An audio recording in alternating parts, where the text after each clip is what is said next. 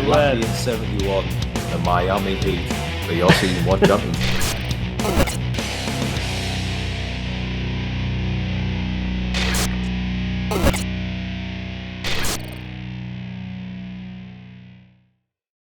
Hello everybody and welcome back to the British Pokemon League show. We are here for Season 2, the long-awaited moment. It feels like it's been months, but it's only been no, not 4 weeks, it's been 2 weeks since playoffs for Season 1. And a lot has happened in that time. Going to try and fill you in on exactly what's went down in the 2 weeks since Season 1 ended. We've got a lot to get through in this show. I'm going to try and go through it as smooth as possible and just show you what you've got to look forward to in Season 2. We're just days away from Week 1 games taking place, and of course the Season 2 show will be later on this week.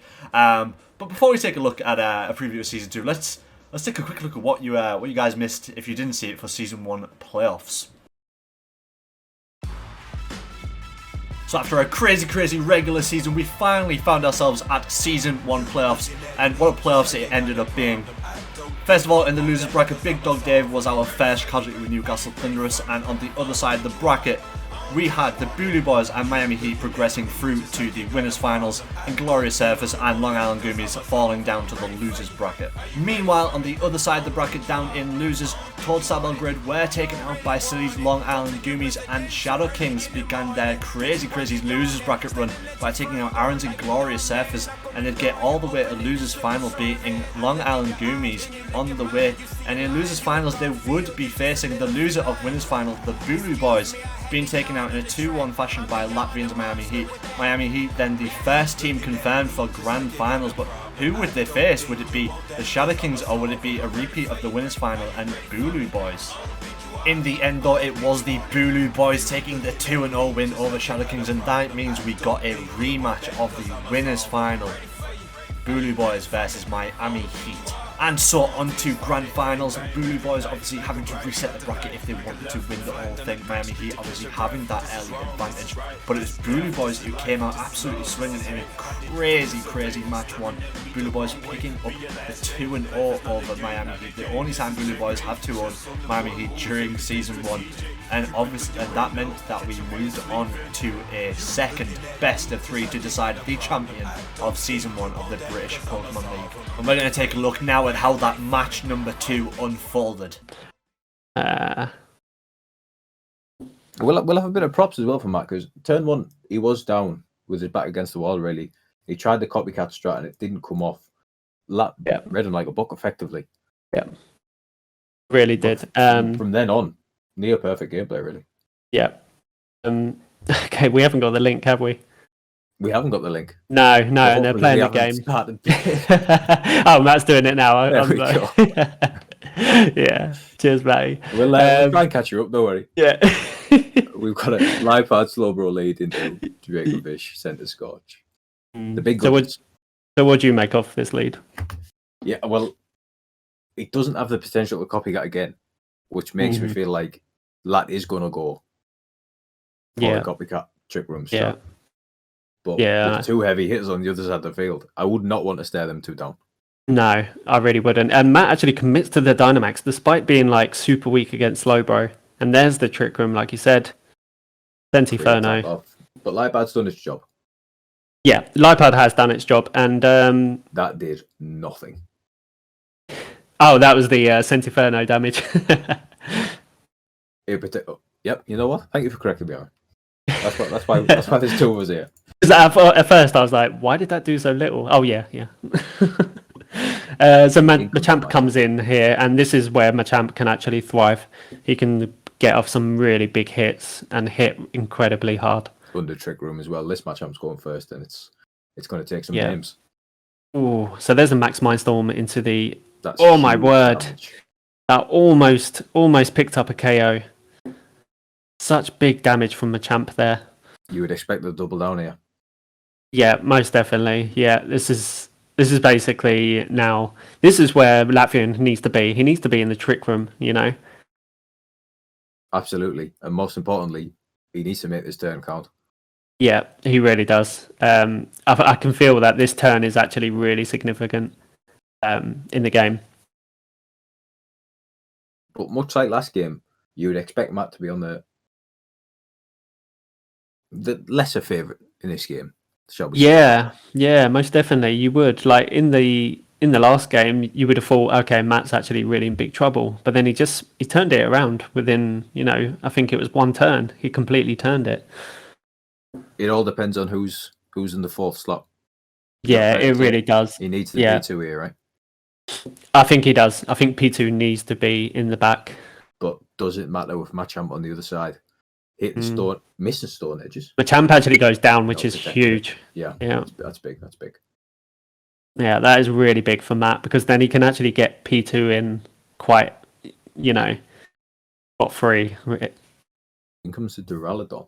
Yeah, so Duraludon comes in. It's not a bad choice actually on Lats. I would actually gone with Duraludon as well, because Duraludon is quite good against P2. It kind of like stalls it, Oh, there's a double KO for Latvian. Move. It doesn't need it. Yeah, so Duraludon will be good against the P2 if it is P2. It's actually Jolteon. In the actually well, he needs to do some big damage to get one of these threats off the field. Yeah, he really does. If Matt has double protect here, he'll be. I think Dracovish has protect, doesn't it? I remember from the last games. We're about to find out. Oh no, maybe it doesn't. Oh, Matt's going for the damage. Okay, yeah. So maybe not having protect there was like a big thing, So Jolteon has got to take both of these Pokemon out now, which... And he really, really hard countered by Duraludon. Yeah. So there's the quick draw coming in. Oh, almost taking it out. That was a slow draw, but it's not going to be enough. Latvian takes game 1 in the final. Wow. So yeah, as you've seen, like Latvian thrives in the Trick Room. So I think Latvian is going to be probably going for the same thing afterwards. He has to, which means you would fully expect to see P2 come out for Matthew Wright and try and nullify that Trick Room. Yeah, I agree. I think Matt's strategy in the very first game was like just perfect. Like Porygon 2 completely controlled things, and I think it needs to come back. But ladies and gentlemen, this is it. This could be match point. Yep. If Latvian takes this next game. If Latvian takes this, it's actually... Yeah. That's not what we want to see, right? We want to see it go to a game 3, though. Yeah, we do. We do want to see the season going as long as possible. Most definitely, yeah. But most importantly, please send 2 hosts the link to the game. Thank you very much. It's just did it. Right, so yeah, I'm expecting probably Latvian to go with the same lead because it worked out so well for him, like really well. I don't think he should really change anything up. Can he change anything up? Or I mean, this is it now. Yeah. I think so there we go. There's the Porygon 2 and the Dracovish, and the exact same lead. And unfortunately, Matt doesn't get the special attack boost from Porygon 2, but I don't think that'll be an issue. So here's going to be like mind games, in my opinion. The mind games, Aaron. I'm waiting for you to say it. Yeah. So it's going to be, are you going to go for Trick Room or not? Because Matt has to make the decision whether to go. So that being Dynamite. Oh, okay. There's the protect on. Okay. The Vicious Rend. Oh, Eerie Impulse. Great call from Matt. Yeah. Yeah, that was an amazing call. So he didn't actually fall for the Trick Room. Yeah. Really clever from Matt. He didn't fall for the Trick Room shenanigans. He did unfortunately go for this Leopard, but I think you have to in that case, just in case if he does go for the Trick Room. Copycat. So Eerie Impulse. What do we see this turn? There's a max. Oh, there we go. There's the Trick Room. Leopard actually hangs on. And it's Rocky Helmet Leopard. Very interesting. You would think you would never see. Specifically to counter that Dracovish. Yeah, that is really interesting. So Trick Room is now up. So this is where Latvian, of course, wants to be. Oh, it's a Fake Tears and a Max Mindstorm. Here comes the Trick Room from Matt. Yeah, he's just reversing it back. And to be honest, I think that's actually a good turn for Matt because it's now put Latvian in an awkward position where he's not in Trick Room and he's got a Jolteon staring at him. And he's about to Dynamax. And he put up his own psychic terrain, which stops fake tears from Leopard. So, like I said, I think Latvian, I don't know, it's a bit of a mistake, but... Trick Room does come back up. Okay. Down goes the Leopard. Actually, yeah, down goes Leopard. And this is actually... This should be... I don't know, Matt's in a great position here, in my opinion. It's 3v2 now. It is Machamp, though. This is actually interesting. So Porygon 2 can get OHKO'd by Machamp, as we have seen. Yeah. What are you expecting here? He has to go for the deep punch into the Porygon, right? He has to. Yeah. But at the same time... there it is. It doesn't kill this time. Snarl comes off. Wow, okay. That is huge. Does Matt get the confusion, though? It's going to live. Oh, he doesn't. Oh, my word. He actually got it up. Porygon 2 hung in there. That is absolutely amazing. You're cursing your luck right now, Aaron, right? That's tax for you. Yeah. You pray to the gods and sometimes they don't answer. Wow. He actually goes for the Duraludon. I was actually half expecting... Wow, okay. High horsepower, good night. That's a double down. 1v2. Wow, I actually thought he was going to go for Machamp instead. We've just seen the game swing in one turn. This is an absolutely huge swing. I don't know what this took. I don't know if Matt has just thrown that or not. Does he have a steel move? Oh my word. Dynamic punch. Is this going to be it? Oh my word. We're going to a game 3, Aaron. Oh my god. We're going to a game 3. Oh my lord. Shadow Ball. It lives! Oh my god. And that's the game. No. Latvian. Oh my word. word. Latvian 71. The Miami Heat. Are your season 1 champions, ladies and gentlemen. Latvian's Miami Heat in the end then coming out as the season 1 champion. So Latvian obviously comes into this season as the champion, has that respect, that reputation to uphold coming into this season. So all pressure on Lat. I don't want to put the pressure on Lat, but all pressure on Lat to try and retain his title this season. But we've got quite a few changes to get through this season. It's all changed for British Pokemon League. We're going to talk you through a few of those changes and introduce you to some of the brand new teams for season 2 as well. We've got some new teams, new coaches, whole bunch of new rules to go through as well, and we'll do a bit of explanation about how playoffs is going to work this year as well, of course. Season 1 was, of course, filled with thrills, spills, highs and lows as we used the WB VGC tier list and Series 7 rule set. But of course, coming into Season 2, that is all set to change as we move on to the Series 9 VGC rule set, the current rule set for competitive Pokemon. And we'll be using a custom Series 9 tier list on the draftleague.nl website. So yeah, all set to change coming into this season. A whole load of different Pokemon legendaries are coming into this season, and we're for sure going to see some very special and exciting teams. In terms of rule changes, we have just one slight little rule change for this season. Obviously last season we had a rule where if you brought your Gmax Pokemon, you could only Gmax / Dynamax that Pokemon. You couldn't Dynamax any other Pokemon on your team.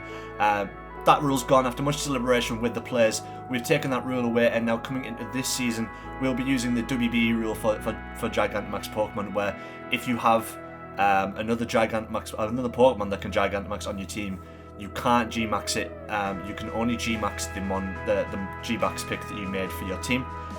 This is just so we don't have just any unfair advantages and people who have maybe picked a few Pokemon who can Gigantamax having all this, choice in their team. Also, as you may have seen from the intro, there's a few new teams coming into this season, and we've done things a little bit differently for this season now. Because of where people are in the world coming into this season, all the different coaches, we've got players on the West Coast of the US, East Coast US, Europe, UK. We've split the league into 2 divisions, so we now have the British Pokemon League West Division and the British Pokemon League East Division. The West Division is primarily our American players on the East Coast and West Coast, and the East Division is primarily our British players and Euro players. In the West Division there is 2 exemptions to that rule. Myself, the Blue Boys and Latvian's Miami Heat will be playing in that division. Unfortunately we couldn't have it where it was always going to be 2 people we're going to lose out and have to play the American players, but this was just the fairest way that we could do it. And of course, as we reach the end of the season, we will hit playoff season. And it's a little bit different this time. Obviously, instead of all teams making it in, this time it'll be the top 4 teams from the West Division and the top 4 teams from the East Division. The teams that finish 5th and 6th in both divisions won't make playoffs. They will be eliminated before any playoffs get started. And these 8 teams will battle it out to be our Season 2 British Pokemon League champion. And this time they'll be playing for a much higher prize pool with £200 on offer across 1st, 2nd, 3rd and 4th places in playoffs. So a lot to play for, pride, money, and of course a coveted British Pokemon League trophy. So it's new teams, new rules, and a whole completely different look to the British Pokemon League as we move on into Season 2.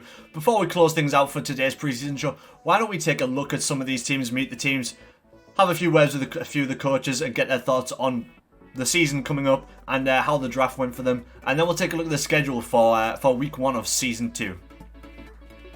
So first we'll take a look at the British Pokemon League West. As I spoke about in this segment before this one, this is where the large majority of our American players are, bar the exemptions of Miami Heat and Bulu Boys. We're starting from the top there. We've got Miami Heat coached by Latvian, our Season 1 British Pokemon League champion, obviously beating out Bulu Boys, myself, in that playoffs grand final. As I've just said there, Bulu Boys down there coached by myself. Then another returning player from Season 1, Long Island Goomies, coached by Silly. And then we have 3 of the new teams. We've got 200 Candies, coached by the namesake, 200 Candies. We've got California Bastiodons, coached by Ormalite. And we have got Slithering Sceptiles, coached by Jabba. 6 really exciting teams. Obviously, a lot of history between Miami Heat and the Bulu Boys. We played out quite a few games last season, myself and Lat, and obviously culminated in that grand final that went with second best of 3. So absolutely insane stuff. We know how talented Silly's Long Island Goomies can be. Silly always has a trick up his sleeve, always has some clever play he can make. So we'll be looking to see some good stuff from Long Island Goomies. And the three new teams are very much sort of unknown entities, but I've been promised that they're all three are very talented players. So we'll be expecting big things, and it's going to be a very competitive league. All right, welcome back, my guys. We have got the coach of Miami Heat, Latvian, here, our Season 1 champion. First of all, I want to congratulate you, Lat, on winning the playoffs Season 1. How are you doing, my man? Thank you very much, Matt. I'm doing really well, man. What about you? Yeah, I'm doing good. It's been a sort of whirlwind couple of months, and we've already found ourselves at Season 2, and yeah, I'm really hyped for this upcoming season. Obviously, we had our drafts on Saturday, and how do you think it went for you, the draft pick? Did you get everything you wanted? How are you feeling about your team? I really made a list before entering the draft, and the most months I wrote, I actually got. It was also amazing because I had the first pick, so the first pick was mine. You know what I went for. Yeah. And after that, I could choose 2 months at a time. So it was a slight advantage maybe, but I won the league, and I'll take it. Yeah, I mean, it was obviously like dealer's choice. You had that. You had that going for you, and it sort of set the sort of tone for the rest of the draft. Obviously, I think when everyone saw Glacier get first picked, I think everyone sort of shuddered a little bit in their seat. But like, so you've brought back a few of the players from your Season 1. Obviously, Cinderace, Gmax, Blastoise, and then you made a little bit of an upgrade from Slowbro Galar to Slow King Galar. So like, talk me through a bit of your team. Obviously, we've spoken about the Glacier, but you've also got Ash who's single strike in there. You've got Whimsicott. You've got a really strong team. So talk me through what you like about your team. Definitely, bro. I mean, the first thing, it's very I got anything. It's very variable. I mean, I got fighting types, fairy types, poison types, right, fire types. I got everything I need. The months that came back are, let's start with Cinderace. I mean, it did so much work against last season, against so my good. opponents, against you, against Aaron. I mean, it was just so reliable. And I really liked it, so I just couldn't leave it behind. Slow King, I mean, it's just, I call it the big bro of Slow Bro, because it hits harder, it's a little bit bulkier, and I just want to try it out. And I actually never used it before. Oh, really? Wow, okay.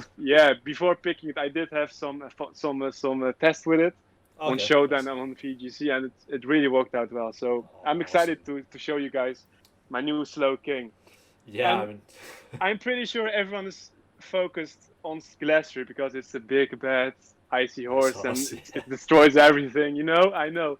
But I really want to warn people not to focus too much on it because my team shouldn't be overlooked because of Glacier, because I mean Urshifu Stimul Strike, Whimsy, Blastoise, your Scorch. I know. It's gonna do could you? amazing work for me. Yeah, I'm sorry, Matt. The but heartbreak. you didn't.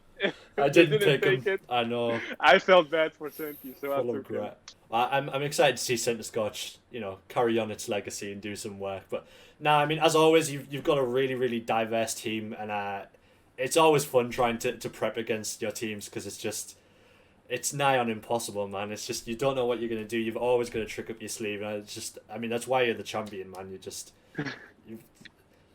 play outside the box. It's just so much fun to watch. But so obviously this season we've split things. We're into a West and East division, and you're playing in the West division with a few of the American guys and myself. So looking at that division, who do you think is going to be sort of up there in the sort of the top four? Do you think there's any dark horses, and where do you think yourself is going to finish in that league?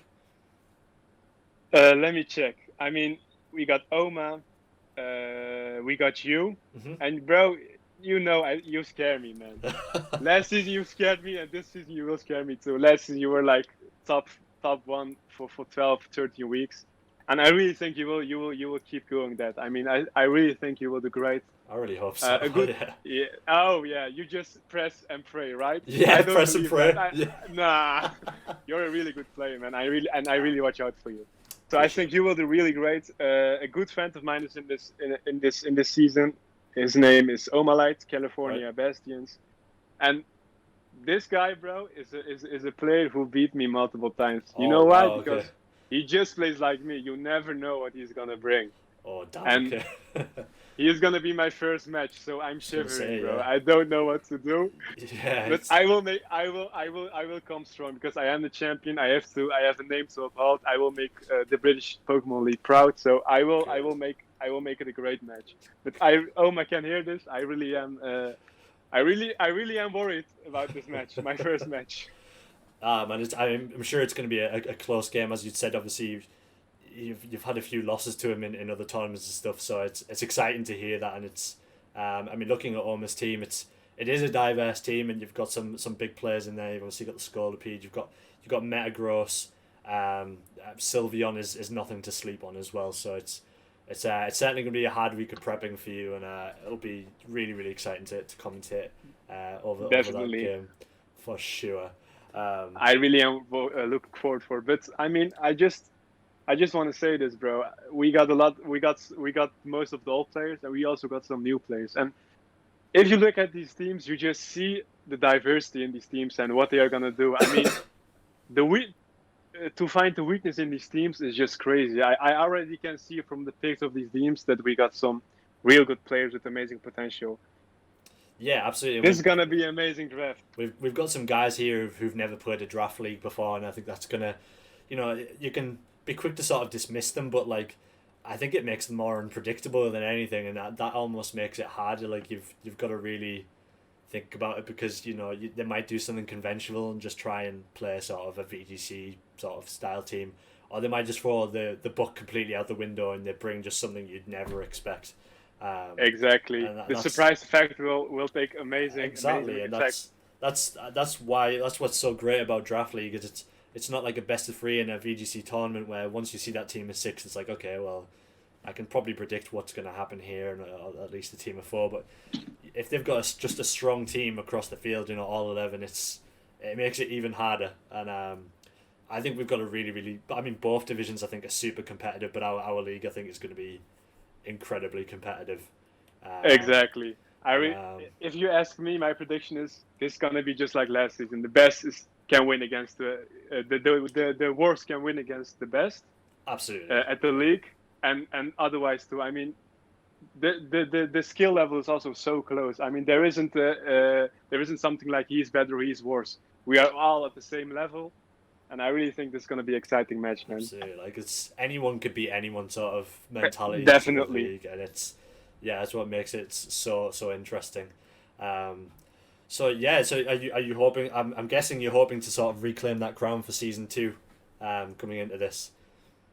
Definitely. Also for the TBP, for the British Pokemon League, because I won last season, and I can't end up last because I mean I have a name to uphold. So I will do my best, and of course. I'm not saying I will win, but I would make it easy. And if my opponents will slack, I will beat them. You I take can say advantage of that. I mean, absolutely. definitely. Same as for me, bro. If I will slack, I am sure my opponent will beat me, and I will try to keep sharp every match and to come with something my opponent wouldn't expect. That's my gameplay. That's I what actually we've come to expect from you. Yeah. definitely actually I really hope my good friend Silly will do better this league too. He disappointed me last time, Yeah. and he promised me he won't this He's, time. he's. So I was I going have to high say hopes for him. he's promised you this time that he's going to do good things. So, yeah, it's. I mean, with as consent is silly, he's going to do some interesting, different things. But that's when it with silly. I think when it works, it works. When it doesn't work, it fails so hard. I understand that, but still, if it fails, he shouldn't. He should change his game style. He shouldn't just have a plan A, but also a plan B and C. Absolutely, yeah. You've got That's to, I mean, like, because especially with this as well, depending on what team you bring, you can get flattened game one, but like, there's every chance you can bring it back game two, and as long as you've got a sort of a backup strat to try, it's definitely never completely out the window just after one game. So that surprise effect. I mean, sometimes, bro, in a game, that surprise effect can be so devastating. The player just loses his mind. He yeah, don't know exactly. what to do. I mean, I've been there, bro. When was it when we played? It was the second game. I was like that the second game, bro. I was just destroyed by that Jolteon of yours. Yeah, My dribbling was so bulky, but it had no chance against Jolteon. Yeah, And it happened to me and can happen to anyone. The game isn't over until it's over. I mean, I was going to say it happened to me versus you. I mean, the first time we played, obviously that the game one wasn't too close, it wasn't too bad. Game two was pretty close, but I took it, and then game three, like, I had no answer for Slowbro, Trick Room, Torkoal. Like, I just couldn't do anything. It just snowballed. If you have nothing to prepare for it, it goes wrong so quickly, and you get punished. But I'd expect nothing less from it. We've got such a competitive group of coaches here that it's, as you said, they're going to punish mistakes. Definitely, and I really like that about this draft because it keeps you sharp. And win or lose, I mean, I really saw that last season. Win or lose, everyone just keeps a great vibe, and that's what I really like about this draft league. I mean, it was so respectful, so nice. Everyone was just having a great time. I also told you before our last battle, win or lose, it really doesn't matter to me. I enjoyed this league so much. Exactly, it's just as long as everyone's having fun. It's all about fun. Absolutely. Definitely. I really made some great friends with you, with Dave, with Dax already knew. I mean, Wio is just such an amazing guy. I mean, every time he speaks, I just laugh. I mean, I just can't hold it. This guy is just an amazing figure. I really like it. The Jürgen Hopp character is something else. It really is. It really makes the British Pokemon League something else. Yeah, definitely. All right, well, that is going to do for this interview, Latvian. I want to say thank you very much for your time. I really appreciate it, and best of luck against Almalite in your game one of the season. Thank you. You too, Mr. Sir. I wish everyone good luck and have a great time. Great. So see you later, Lat. See you later. Always great to hear from Latvian, such a good guy, and obviously our season 1 champion, as he said in the interview, does have a reputation to uphold, but I'm sure he's going to do great things again this season, and we're expecting him to go far in playoff status for sure. Moving on then, we move on down to Bulu Boys. Myself went with a completely different team to last season, I will say. Some big hitters in this one, the Colossal G-Max and Rillaboom, two really big mons. Colossal obviously is there for potential like weakness policy and steam engine proc. You get those going, and Colossal is just so strong. We've also got Blacephalon in there, Dragonite, Cloyat, Obstagoon, Mesprit, Xatu, Metang, and Relicanth. Wasn't particularly overly pleased with my tier 5 picks, to be honest, but I feel like I've built a pretty damn solid team going into the season. And I'm really hoping I can get far again. The aim is always to at least make it to playoffs, and then we just sort of go from there. I don't like to set my expectations too high, but I know the pressure is on for making it to grand finals last season, so hopefully I can make myself proud and other people proud. Moving further on down the list, we've got Silly's Long Island Goomies.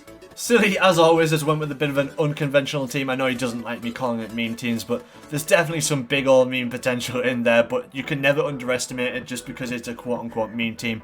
He's a strong coach, he's a strong player, and it's a strong team. He's also seemed to have picked out quite a few of the MVPs from Season 1. Excadrill, which was, of course, a big feature on Dogsy's Shadow Kings team. Indeed Female and Hatterene G-Max. Which was obviously the mainstay in Aaron's and Glorious Surface team, and Slowbro Galar, which obviously featured quite heavily in Latvian's Miami Heat team, alongside things like Hydreigon, Zapdos Galar, Starmie, Dragalge, Mr. Rhyme, and of course 2 returning Pokemon from his Season 1 team, Sudowoodo and Fletchling. He had to bring the Fletchling back, but without any further ado, let's hear from the man himself. Let's hear from Silly. Alright, welcome back everyone. We have got the coach of Long Island Goomies, Silly here. Hey Silly, how are you doing? Doing pretty good. How are you? Pretty good. Yeah, I'm good, thanks, man. I'm good, thanks. So, let's speak a little bit about playoffs last season before we move on into this season's draft. Obviously, you finished out 4th in playoffs. Like, did that line up with your expectations, do you think? Or were you hoping for a little bit better, or...? Well, honestly, the way I was playing, I didn't expect to make playoffs, so... You know, I was just kind of fooling around, having a fun time. And, you know, playoffs was kind of a treat. Yeah. You definitely took the fooling around to the real extent, yeah, for sure, in playoffs. I don't know, I wouldn't talk about the last match, but, like, you know, if someone didn't show that in the show. I don't know what happened, like, I lost the I don't footage. know. Yeah, it's no usable footage. It was just so good that, like, I understand. Footage was just unusable, man. Exactly, it corrupted itself. Yeah, nobody could have handled seeing that gameplay, man. Well, I don't know, man. Impact Kingdra is a pretty fantastic site. I mean, I gotta be honest. AV All Status Move Politoed, it might well be the new meta. To be fair, like you might be onto something there. Yeah. Well, we are onto something. Well, like now, I can vote this team. Yeah, we can't knock Rio's team building. To be fair, it's it's on. He's like we're in the year 2021. He's in the year 3021. Oh, bulk up Torcat too. Yeah, pretty spicy.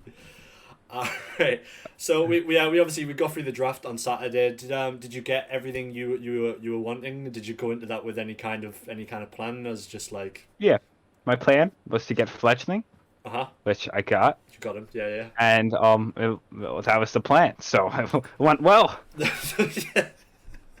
As far as plans go, that was a big, it was big 100% success. Yeah. I even got Sudowoodo too. I was that going to say, you got ad. the Sudowoodo, so the Fletchling, Sudowoodo's back. Have you got anyone else who you had Season 1 back, or were they the only 2? Nah, those are the only 2 that... I honestly don't remember what I had Season 1, so... Wow, yeah, it was pretty forgettable, right? Yeah, I know I had the Draco's ult. Right. And the Sudowoodo, and the Fletchling. Those were the only 3 that did anything. You brought back... What's interesting is you've actually brought back, like, pretty much the MVPs from everyone else's teams. Like, you've got the duo that Aaron had, the Indeedee and the Hatterene G-Max. Well, yeah, I had Indeedee for some funny cheese, and no one took Hatterene, and I was like, oh, this could work well for the funny cheese.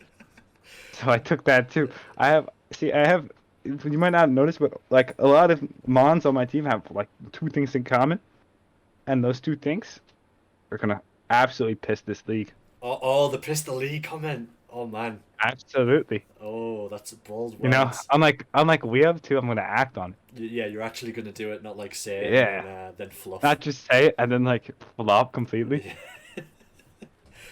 But so you've also got Dogsy's MVP, Excadrill, and then you've got Lat's MVP, Slowbro Galar. Oh, yeah. It's a very, very interesting team, I've got to be honest. But I'm expecting big things. The Excadrill, I needed like to finish a core. So it's kind of good, and I had extra points from just drafting absolute nonsense. Right, yeah. So I just started on Excadrill and a Slowbro, I guess for 2 reasons, right? So the first reason is that it also works for the cheese. Right. And the second one is that when I beat Latvian, I can now do it with his own Pokemon. Oh man, yeah, shots fired. I love it, man. I love it. So obviously, week 1, you've got another one of our new coaches. You've got 200 candies with his 200 candies team. How are you feeling going at that game? Have you got any sort of concrete plans I gotta for it, say, I gotta say, 400 candies is a lot of candies. That's a lot of candy. The dentist is not gonna like you. Yeah. My dentist already doesn't like me. I had to get 2 fillings just a week ago. Oh damn. Oh man. Yeah. So you need the prize money then from the British Pokemon I League, right? do. Just to pay for that. No, I already have British Sims that send me money Oh yeah, bro. for funny pictures. Your British uncles. Yeah. Yeah. No, we'll talk but about I would like the money. Money's good. I don't have a summer job yet, so I could always use some money. I mean, you could just be a pro VGC British Pokemon League player at this point. That seems like that's I don't know, man. I am kind of just milking your money. You are at this point, yeah, because you managed to finish in a position in playoffs to where you still ended up managing getting money, even though you didn't finish in money. So it was that was kind of nice. That was the plan all along, right? Yeah, exactly. I knew no one else would take it. Yeah. So I knew everyone else was selfless enough to give it up, and me being the selfish person that I am is absolutely gonna snatch it out. Obviously, they knew you were only 15 and you maybe needed the yeah, I need I gotta go to school. I don't, like 8-10 months of the year, and the 2 months I can work, I can't find a job. So. Do you want me to get the tiny violins out? Yeah. So I'm not that sad, but. You got Candies week 1. So how you feel? Do you think you can beat Candies? Have you got like a set plan? Right? Yeah. Yeah, I do. I have like 3 plants. 3? Oh man. That's 3 times more than you had last season. Anything. Well, I don't know. I didn't like think about them that much. They just kind of popped in their head. Right. Okay. Yeah. I mean, every likelihood is you'll forget about them before you play, right? So. Yeah. Hold on. Just hold on. If I wanted to properly trash Oka's team, I gotta pull it up. Oh, what is this? Yeah, this is easy beatable. There's nothing here to even give me a prop. I can hear the shots just pinging past my ears, man. Terrakion, useless. This entire team, what is this? Oof. It's big talk. I hope you can back it up when you play them, man. Hopefully I can. Yeah. So obviously. Not too bad if I can't. It's not even that. I don't even care about the talk. If I lose this guy, a lot of people will never forget me. Yeah, you've got a lot of pressure on from. I do got a lot of pressure. I do have a lot of pressure. Yeah. A lot of people not be a happy camper if I lost him. No, not at all. Obviously, you're okay. You're in the division with Lat and myself in the British Pokemon League West division. Looking at the division, what are sort of your predictions? Where do you think yourself's going to finish? Is there any dark horse in there that you think someone to watch out for? Like, what are your predictions? I gotta look at the schedule. I don't remember who's in the division. I mean, I won't read it off. I'll let you look. All right. Oh yeah. So, I don't know. I feel like the Jobless team, the Sceptiles, I feel like he drafted a pretty solid team. Yeah. Arcanine, Togekiss, Tyranitar, those are 3 big hitters. Draco's ult, my homie from last season. Oh yeah, man, you gotta show respect to that. I kind of miss him, but there was no room for him on the team this year. He got the boot. He'll make his. Was that his? Yeah. He'll make his great comeback eventually. He will. Maybe if he drops him half season, you never know. Maybe. Ooh. Then again, he did have to take a lot of tier 5s, but honestly, Rabbitash is a pretty solid tier 5. It's fast, it has attack, and it has heal pulse. Fast heal pulse could be scary. Seneconda is another way he can get sand up. I don't know, it's looking pretty solid, to be honest. Show a lot of respect for our Jabba, for sure, yeah.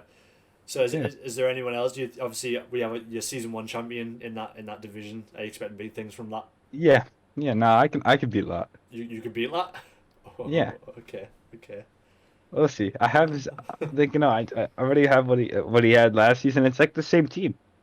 Actually, it's more different. It's like the same team, but better. Nah, there's no way.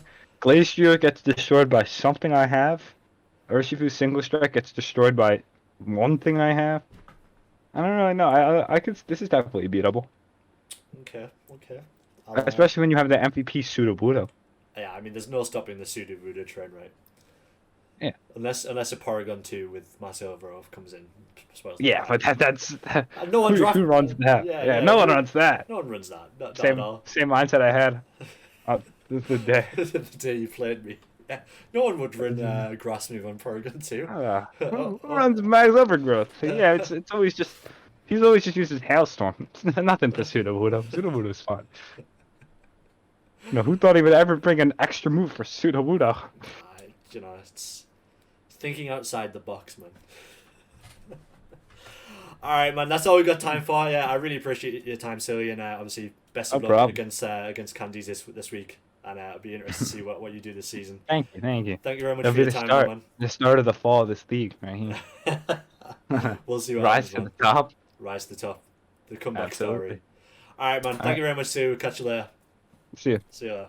That was, of course, our prodigal son, Silly, from the Long Island Goomies. I think he's going to make it fire again this season. As he said, always got to trick up his sleeve. You've always got to be watchful for what he might do. Sometimes it's to his detriment, but when he makes it work, oh man, does it work. Alright, as we move on next to 200 Candies, coached by its namesake, 200 Candies. Candies, one of our newer players. He's well known to Silly, and Lat have played with him in other leagues, and Ormalite have played with him in other leagues and servers. But Candies has built a very, very interesting team. Quite a few different sort of combos in there, and some really great synergy. We've got Dragapult and Terrakion. Terrakion, obviously, with that Justified. Obviously, there's potential there for Dragapult to run some beat-up shenanigans. There's a Chansey and Shuckle duo in there. Obviously, Chansey and Shuckle became a really big thing at the end of Series 7, Series 8 to run to run with a Hatterene and Lipard under Trick Room. You know, this Chansey can just get its evasion right up and can be just impossible to stop, and you can just stall someone out. Alongside that, we've also got Tangrowth and Butterfree, two redirection ones, both with the Rage Powder ability, and also Porygon 2, which is pretty well known to me. Obviously, I had that in my team at the second half of Series 1, and it's you can run it in either way. You can either run it as a sort of hard support with the heavy defense, special defense, HP investment with Eviolite, or you can run it as a special attacker. Hope to get the download off and get the special attack boost, and this thing can be really hard to stop.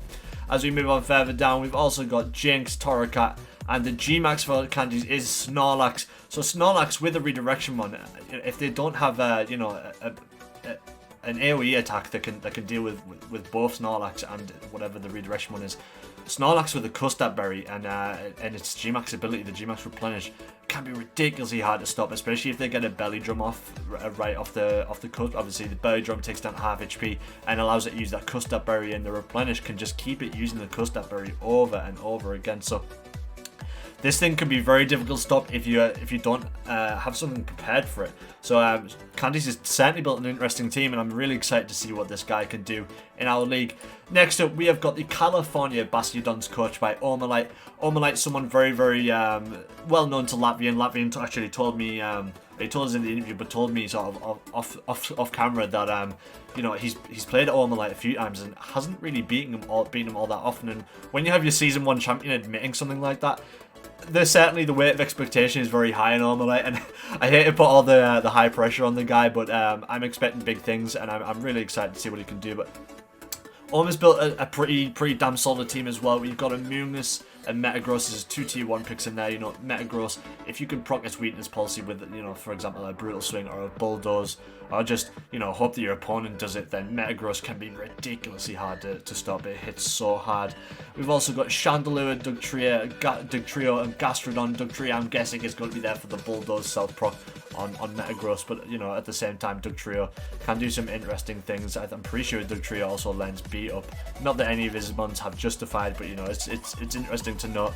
Gastrodon, Storm Drain could come in real handy, if someone's potentially going to try and take out a Dugtrio with a water attack. Gastrodon could just slide on in there and just take that attack.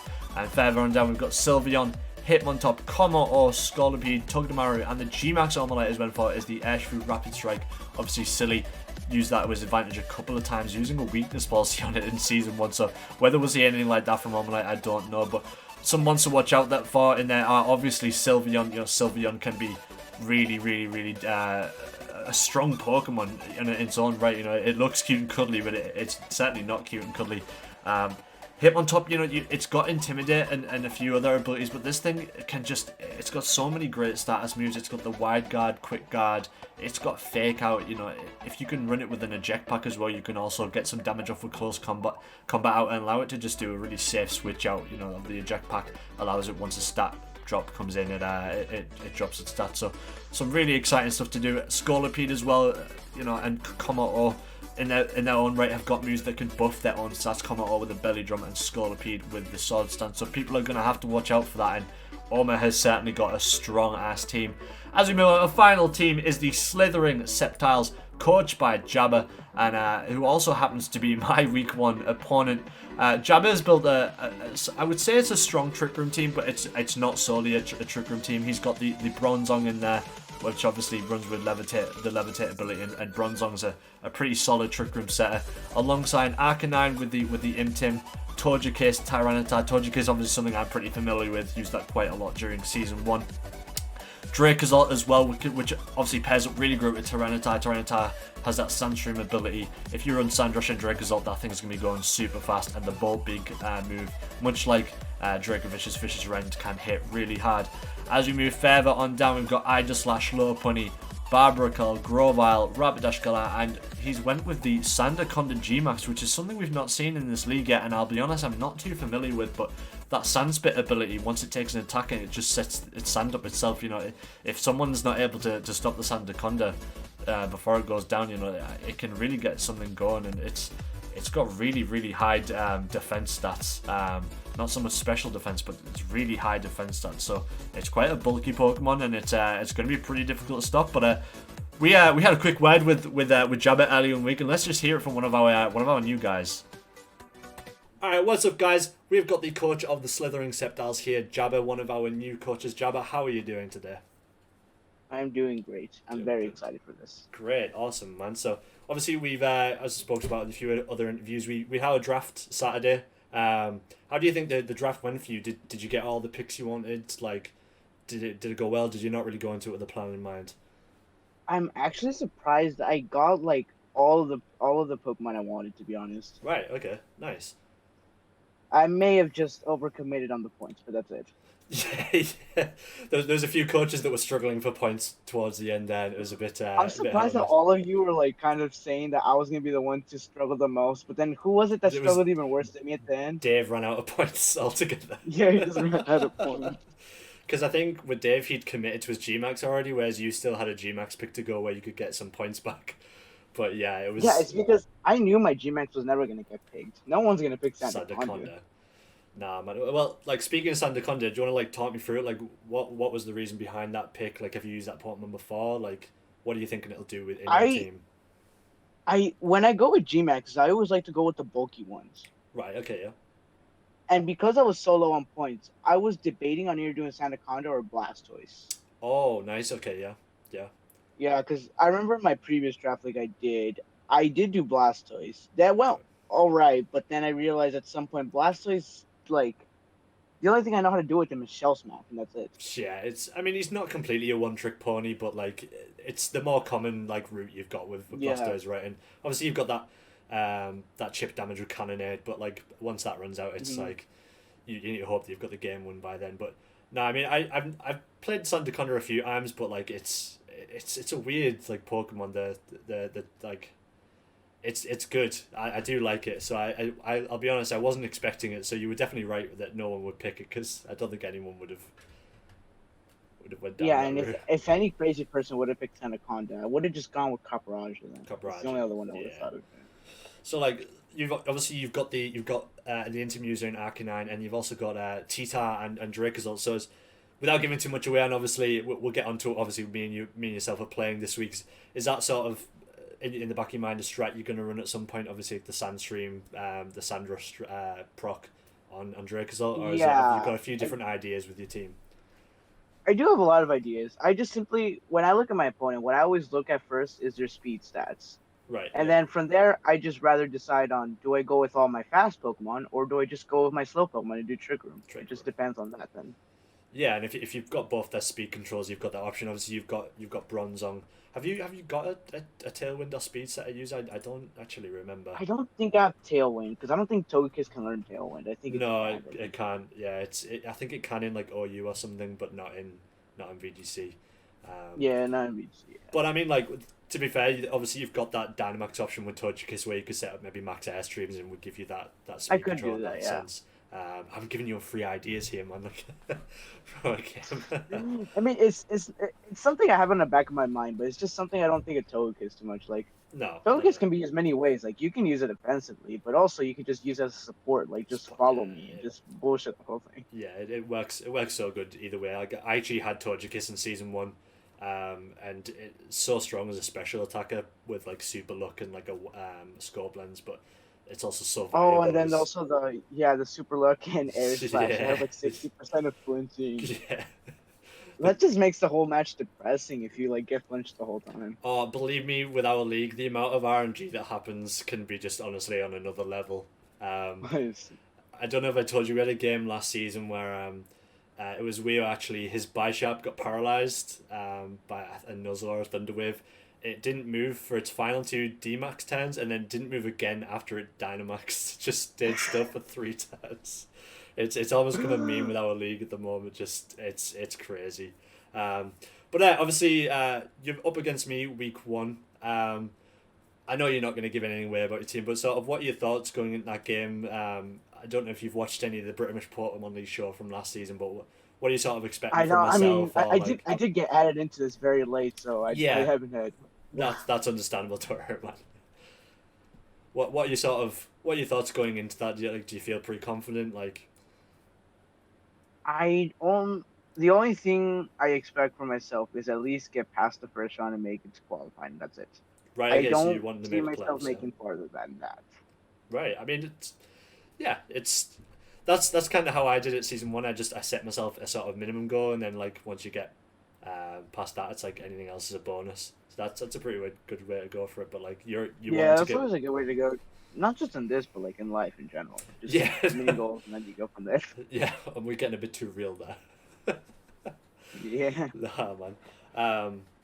But yeah, so obviously you're in the West Division, which is mostly American players. So like looking at that league, who do you think? I mean, I know you don't know too much about the coaches, but sort of looking at the teams, who do you think's gonna sort of do the best there? Or, like, who do you think is there any like dark horses you're expecting to sort of come out of nowhere and do well? Or to be honest, wait, actually, let me look at. Who's on no the worries. West team again? You've got myself, Lat. You've got Candies. You've got Ormalite, yourself, and Silly. No, Silly's an interesting one. That one's an interesting one, I will say. But I feel like the most scary one, as in the beginning, basically Lat. Lat, right? Yeah. Like, yeah, he's such a strong it's just team. the Pokemon he has. Yeah, I mean, Also, that scares me is that Glacier. So like, I can't go for Trick Room against him. Yeah, I spoke because he has Glacier. Yeah, and then also with Speed, I can't go for him because he has Whimsicott and Cinderace.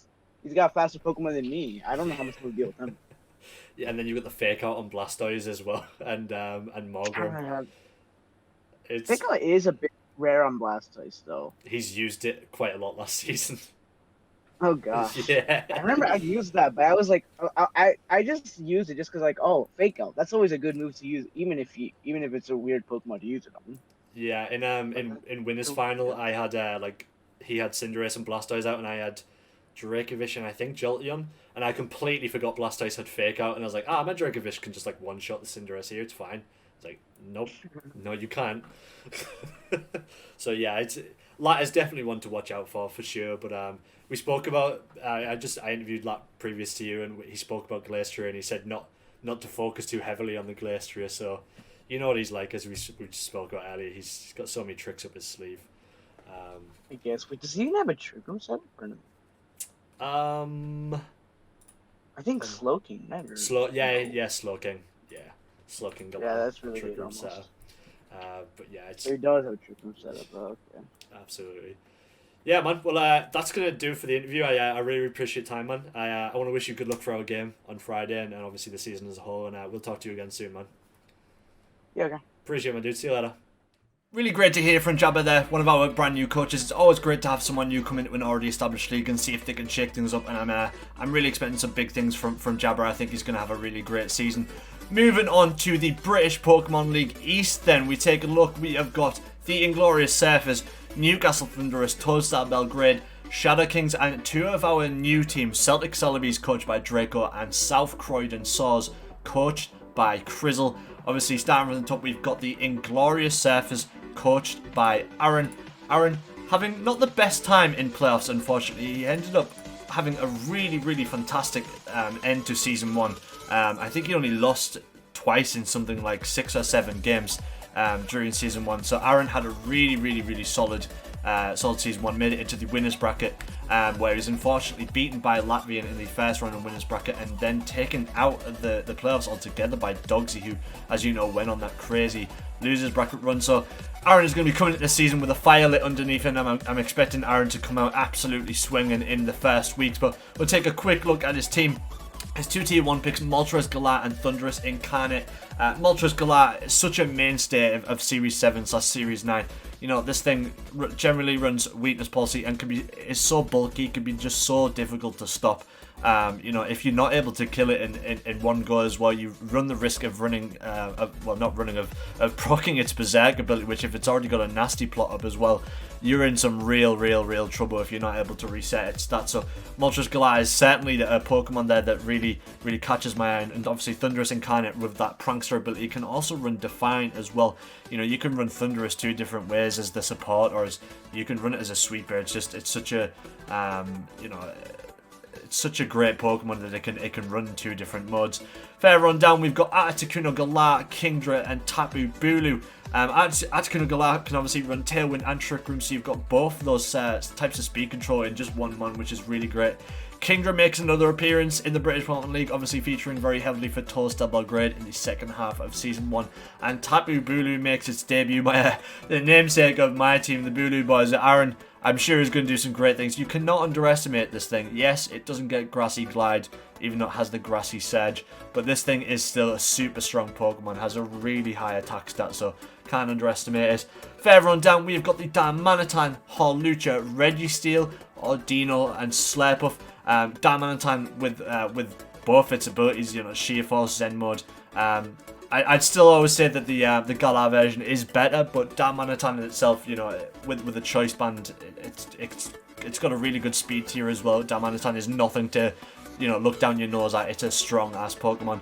Hawlucha makes its return after featuring in the first half of Series 1 for Toadstar Belgrade, another former Toadstar Belgrade Pokemon, and of course Slurpuff, a mon that featured so heavily in Dogsy's Shadow Kings team. Really fun, cute little Pokemon. Obviously has that unburden ability, which can make it go real fast. And rounding out the team, we have got Aaron's Gmax, which he's went for Pikachu Gmax. Whether Aaron will choose to use this Gmax, I'm not sure. I feel like he maybe only picked it to get some of those draft points back in the draft. But again, you know, Aaron is a really talented player. I'm sure he's got a plan in mind for that Pikachu. You know, I'm not going to completely dismiss it as something he'd ever use, because, you know, this thing's Gmax move does cause auto paralysis. So, you know, you get some RNG involved, you can slow them down and obviously potentially even stop them from moving. So can definitely not shake your head at Aaron's team. As we move on next to Big Dog Dave's Newcastle Thunderous. Now, Dave didn't have the best of times in Season 1, made a really strong start. You know, after Week 4 was 2-2 and in 3rd place, but it kind of all fell apart there. But then did very nearly bring it back in the second half of Season 1. Went on a crazy 2 or 3 game winning run, and if it wasn't for a dropout towards the end of the season that kind of sealed his fate in the losers bracket, Dave could have very well made the winners bracket of playoffs. So Dave is a very talented player. Unfortunately, he obviously crashed out at the first hurdle playoffs, but it's still, he's nothing to shake a head at. Dave has got the man himself, Incineroar, back in his team. He knew he had to do it. He wasn't going to let anyone take his Incineroar. That Pokemon was so good for him during Season 1, and you know, it's such a strong Pokemon in this gen anyway. It's so good with its Intim ability, and it's obviously got the parting shot, snarl, fake out ability. It's so good. alongside that, he's got the Lando T, so Dave going with the double Intim potential. Obviously, there's a lot of potential for pivot play there as well, so people are going to have to watch out for that. Another few ones that sort of come to mind looking at his team. He's obviously got the Lantern back. Nobody expected big things from that Lantern, and it did so well in the second half of Season 1. Talonflame with its Gale Wings, obviously a returning Pokemon from Season 1. Latvian using that quite a bit. And as we go further down, his Gmax this season, he's dropped the Charizard and went with the Venusaur Gmax, which will synergize really well with the Ninetales on his team. Ninetales obviously has that drought ability, can proc that Chlorophyll on the Venusaur, and it can be really, really difficult to stop that Vine Lash Gmax move, doing that chip damage each turn. But I'm going to stop waffling on as always, and we're going to hand it on over to Dave, and we'll do a quick interview and then hear what he has to say about his team and the upcoming season.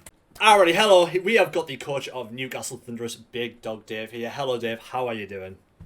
Hello there. I'm doing good. How are you? Good. Yeah, man, I'm good. I'm pretty excited for the upcoming season, as I've said in previous interviews. Absolutely.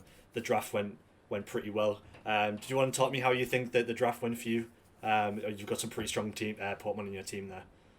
Yeah, in general, I think I do think it's gone pretty well. I tried to. Well, I didn't go into it being like I want to pick a lot of the same team. Right. Yeah. Because I feel like, look, it's not about winning; it's about crafting a story. Yeah. Yeah. So I thought I'll bring some of the boys back, and then a couple of them got picked. Then I got a couple of them, and then I actually look at my team and I think, I didn't really get that many actually.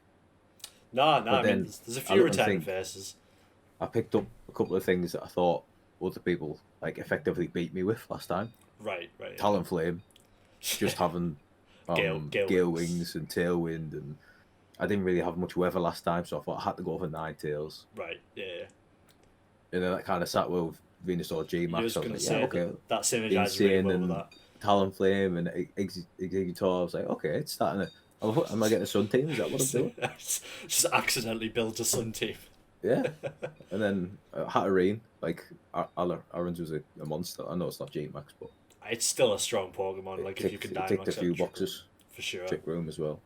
Yeah, I mean, I'll talk about like the two sort of big heavy hitters. Obviously, they're like probably one of the two most popular Pokemon in Series 7, and at least one of them is pretty damn popular in Series 9. But the Incin and Lando T, double Intim users there, like it's a really strong duo. Yeah, mate.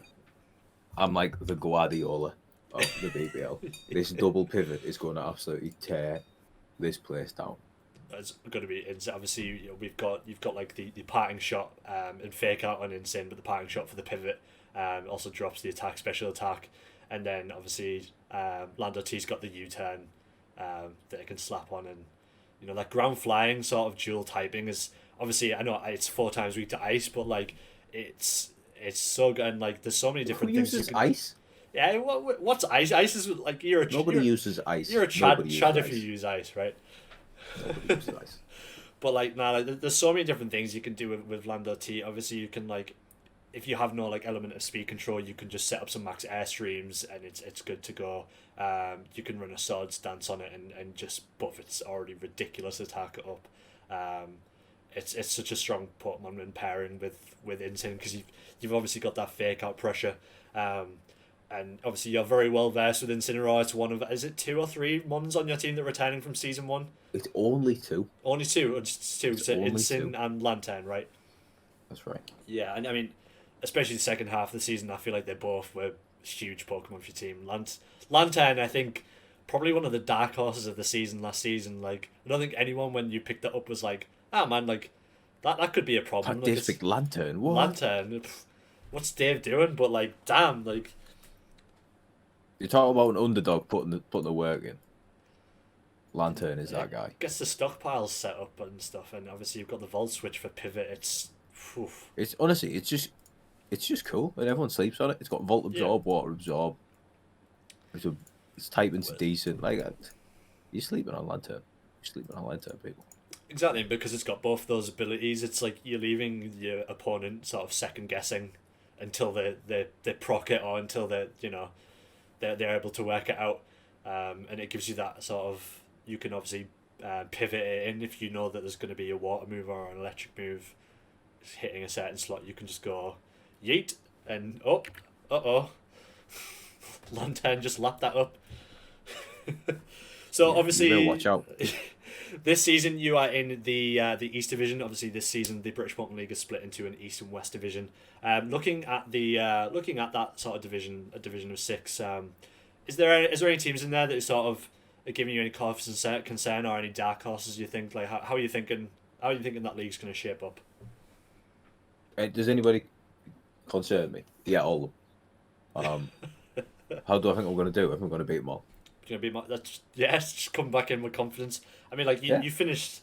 I mean, we won't talk too much about playoffs, but you be fair, you finished the end of season 1 pretty damn strong. You know, if we hadn't unfortunately had someone leave the league, you were well within a shot of making the upper bracket for playoffs. So you've got that Exactly. sort of that form coming into it, and I do think you've genuinely built a really really strong team.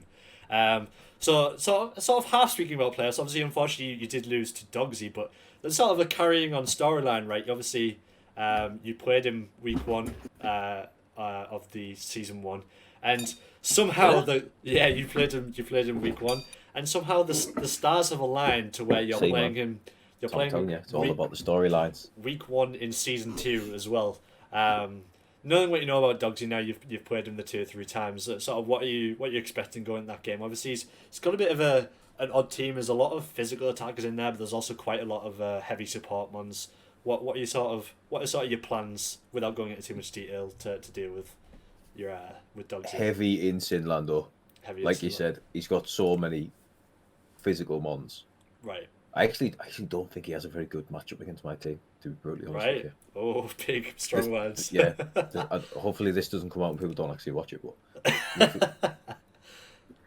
I don't know, it's weird because I look at his team's weaknesses and there isn't like many glaring ones. No. And then I look at mine and think, yeah, I've got a couple, but he doesn't have anything that actually can sort of exploit it that. would actually, yeah, exactly. Right.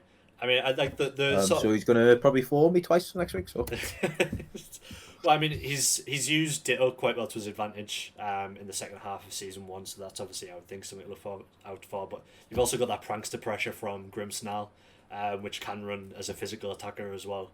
So do you have any plans to sort of deal with that? Obviously, you faced off against Grim Snarl's baby brother Morgrim in playoffs, but have you got any plans to deal with the prankster pressure? this early in the season, no. Well, No. First 3-4 weeks, go out and do my thing. people are working each other. I spoke to Draco about this. Like week 1 of the league is probably one of the hardest weeks to prep for, because especially if you're playing someone new. I know you're playing Dogsy, but especially if you're playing someone new. Regardless of that, everyone's got new teams.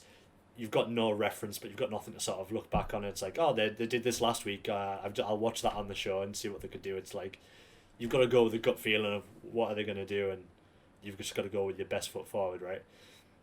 Exactly. They don't know you, and you don't know them first week. Exactly. You just got to look at your team and go, right, what am I trying to do? Look at their team and go, right, I'll have in mind what I think they're going to do. Right. In relation to his team, I ain't got a clue. But that's okay.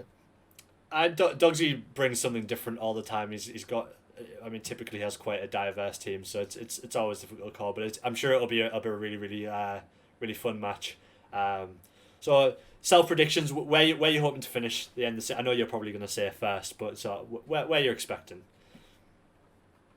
Hang on, let me get the rankings up. No problem. Who we got? Wheel, me, Aaron.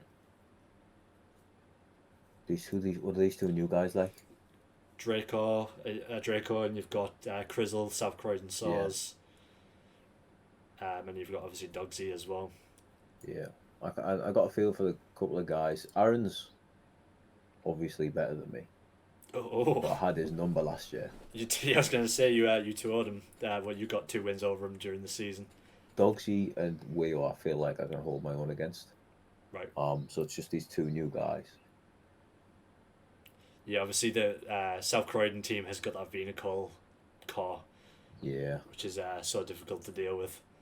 Yeah, what's he going to do? Set the sun up for me, though? Oh, that would be nice of it. That guy's team's pretty good. I am terrified of that guy's team. I see Draco, and I'm like, nah. Rillaboom, G-Max. Okay, so I'm going to get beat by that guy. I think I'm going to finish fourth.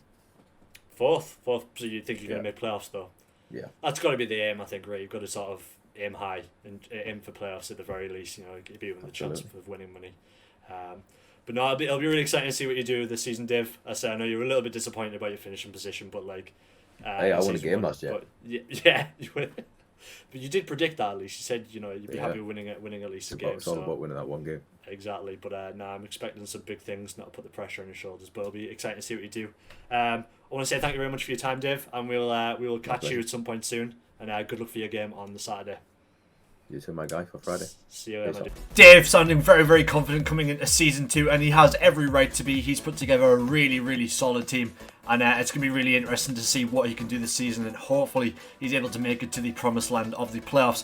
As we move further on down, we've got Toad Star Belgrade, Wio, aka Jurgen Hopp, the man himself.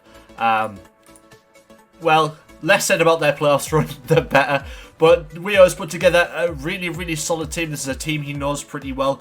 He's been able to get the Corviknight G-Max, which he'd been wanting coming into this season. And, you know, Corviknight G-Max is such an underrated Pokemon, I think, because its ability not only clears screens, but clears any terrain on the field as well, which is always something to be aware of.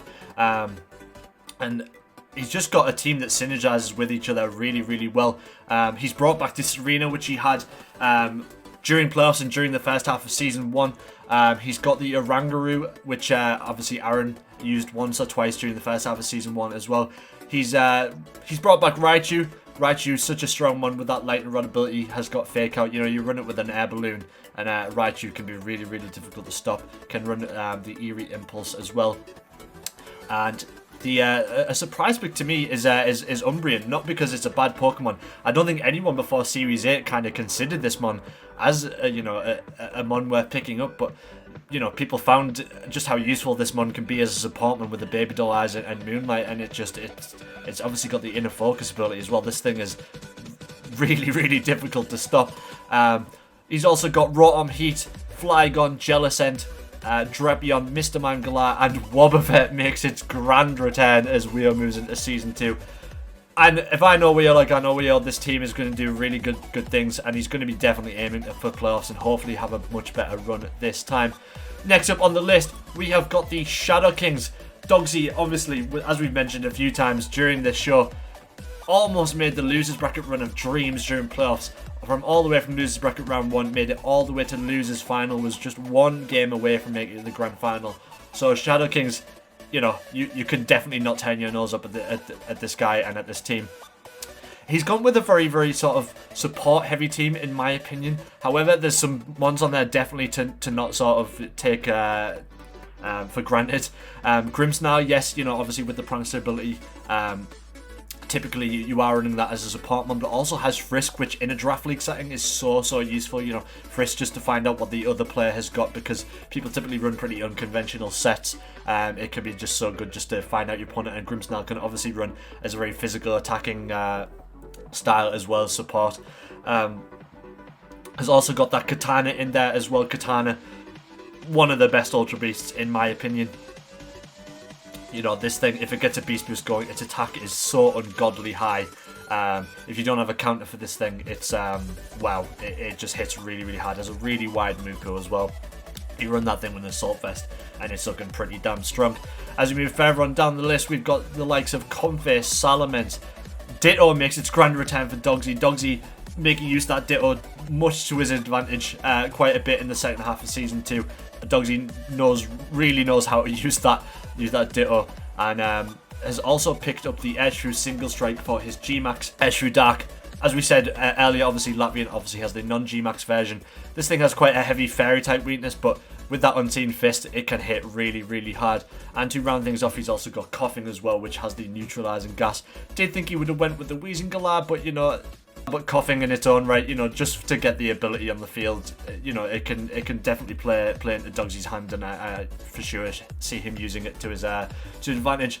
But I'm going to stop rambling, as I always say, and we're going to throw into an interview with Dogsy to hear his thoughts on the upcoming season. Alright, welcome back everyone. We have got the coach of Shadow Kings, Dogsy here. Dogsy, how are you doing, my friend?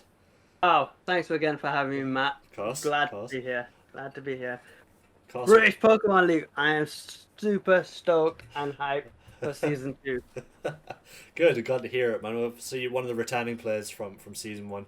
How do you think season 1 went as a whole? And talk me a bit about playoffs. Obviously, you made the dream losers bracket run.